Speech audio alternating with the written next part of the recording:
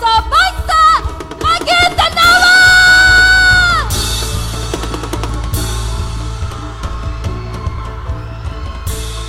Hiya sa bangsa Maguindanaon, Rania Giaman.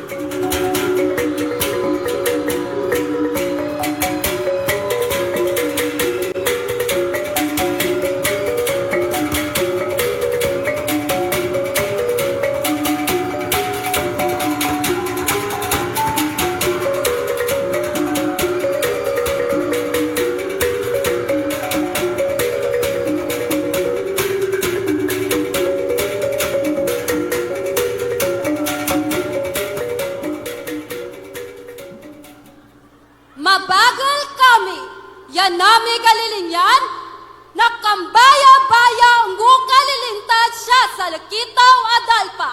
Ipelay nami, ibagato ko ilaki a bangsa Maguindanao! We are strong. What we want is peace and unity. I will show, we will fight for the rest of my Maguindanaoan community! What do you do in your cultural community to ensure that traditional practices are passed down to future generations? Ano ang hakbang na ginagawa ninyo sa inyong komunidad upang masiguro na ang mga tradisyonal na gawain ay maipapasa sa mga susunod na henerasyon? Thank you so much for that question.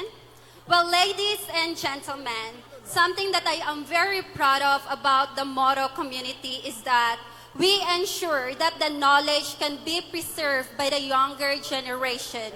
We have a secular school, which is what we call madrasa.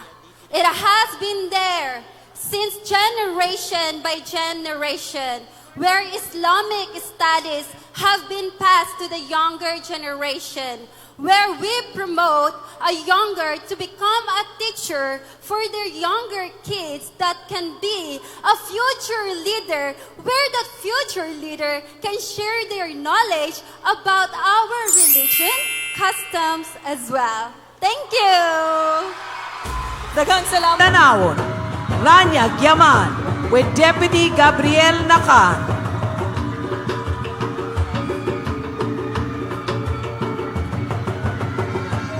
Hiya sa bangsa Maguindanao na Rania A. Giaman.